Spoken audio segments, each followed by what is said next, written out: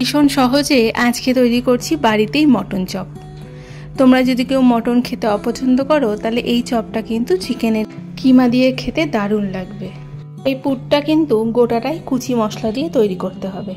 তোমরা কোনো রকমের কোনো বাটা মশলা ব্যবহার করবে না এর মধ্যে। রকমের চপের পুরে কিন্তু বাটা মশলা একদম ভালো লাগে না। আমি এর আগে ডিমের চপ আর মাছের চপও বানিয়েছিলাম, সেটার রেসিপিও দেখতে পারো। সেখানেও কিন্তু আমি ওই সব কুচি মশলা দিয়ে তৈরি করেছি।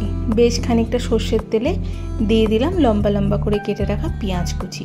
বেশি লাল করে ভাজবে না, যখন একটু কালারটা চেঞ্জ হবে তখন দিয়ে দেবে ছোট ছোট করে কেটে রাখা রসুন কুচি, তার সাথে দেবে একদম ছোট ছোট করে কেটে রাখা আদা কুচি, আর তার মধ্যে লঙ্কা কুচিটাও দিয়ে দেবে।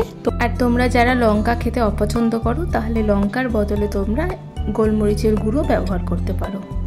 সমস্ত কিছুকে বেশ হালকা কালার চেঞ্জ হওয়া পর্যন্ত ভালো মতন ভেজে নেবে। অন্যদিকে আমি মটন কিমাটাকে অল্প একটু মিক্সিতে পেস্ট করে নিয়েছি।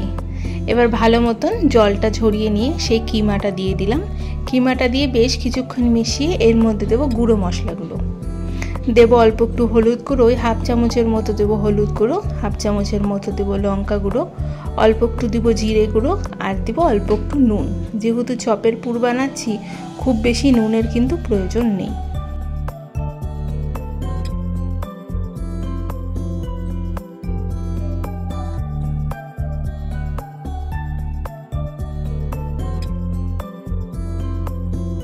তোমরা কিন্তু এই মটন কিমার বদলে চিকেন কিমারও ব্যবহার করতে পারো।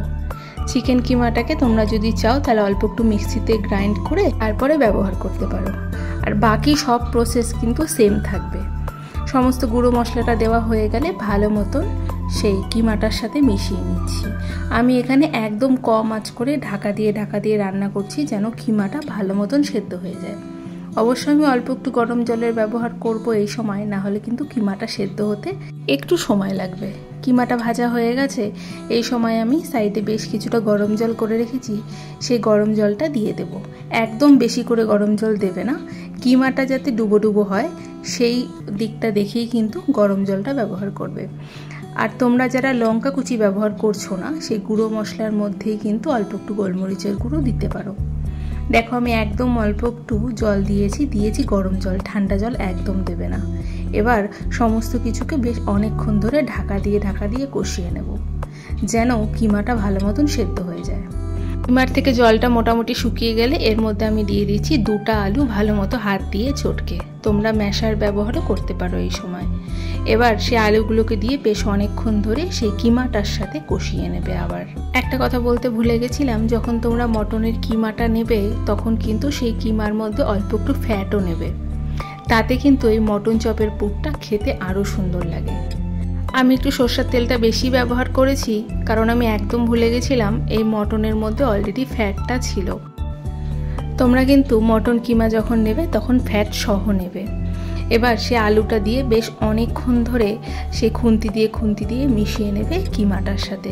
আর আগে দেখে নেবে কিমাটা ভালো মতন সেদ্ধ হয়েছে কিনা। এবার সমস্ত কিছু বেশ অনেকক্ষণ ধরে মেশানোর পর, যেহেতু আমার একটু তেলটা বেশি হয়ে গেছিল, তাই এই পুরটা মাখা মাখা হচ্ছিল না কিছুতেই। কারণ এই পুরটা যদি মাখা মাখা না হয় তাহলে কিন্তু আমরা একদম চপ গড়তে পারবো না।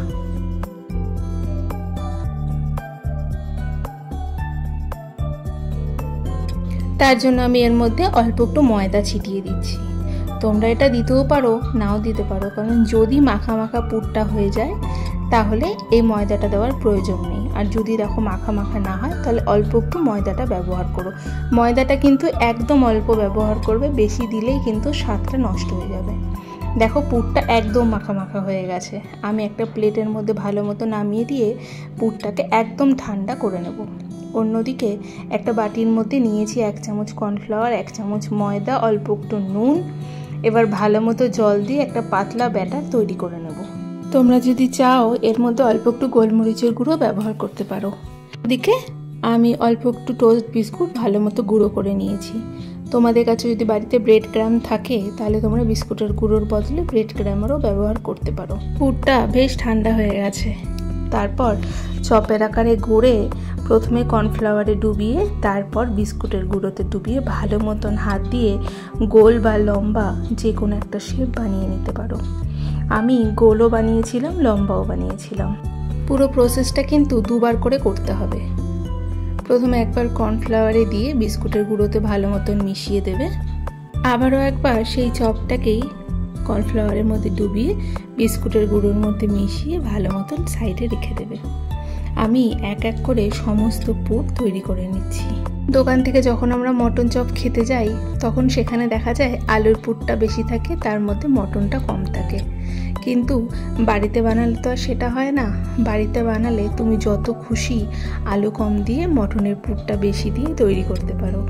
তার জন্যেই বাড়ির বানানো এই মটন চপ, চিকেন চপ কিন্তু খেতে দারুণ লাগে। চপগুলো সমস্ত গড়া হয়ে যাওয়ার পরে আমি আধ ঘন্টার জন্য নর্মাল ফ্রিজে রেখে দিয়েছিলাম সেট করতে। ফ্রিজ থেকে বের করে 5 মিনিট একটু নর্মাল টেম্পারেচারে রেখে সাদা তেল গরম করে চপগুলোকে ভালো মতো ভাজতে থাকো। চপগুলোকে কিন্তু একদম বেশি আঁচ করে ভাজবে না। বেশি আঁচ করে ভাজলে ভেতরটা কাঁচা থেকে যাবে আর বাইরেরটা লাল হয়ে যাবে, সেটাতে কিন্তু খেতে একদম ভালো লাগবে না। তাই একটু ধৈর্য ধরে কম আঁচ করে সুন্দরভাবে ভাজতে হবে, যেন ওপরেরটা আর ভেতরেরটা দুটোই সমানভাবে ভাজাটা হয়ে যায়। তোমরা যেরকম লাল পছন্দ করো ঠিক সেরকমই কিন্তু ভাজাটা তৈরি করবে। আমি যেহেতু চপ একটু লাল লাল খেতে পছন্দ করি তাই আমি ভাজাটা একটু বেশি ভেজেছি। আর তোমরা যদি এত কড়া খেতে পছন্দ না করো তাহলে অল্প একটু হালকা রঙের ভেজে নেবে। তৈরি হয়ে গেল আমার মটন চপ। আমি একটু কাসুন্দি আর অল্প একটু পেঁয়াজ কুচি দিয়ে পরিবেশন করেছি। তোমরা কাসুন্দির বদলে সস দিয়েও পরিবেশন করতে পারো। এবার চপটা তোমাদেরকে ভেঙে দেখাচ্ছি, ভেতরটা কত সুন্দর তৈরি হয়েছে দেখো। একদিন বিকেলের জলখাবারে বাড়িতে সবার জন্য ঠিক এমন করে চপ তৈরি করে দাও। যদি ভিডিওটা ভালো লাগে একটা লাইক করে চ্যানেলটা সাবস্ক্রাইব করে পাশে থাকবে।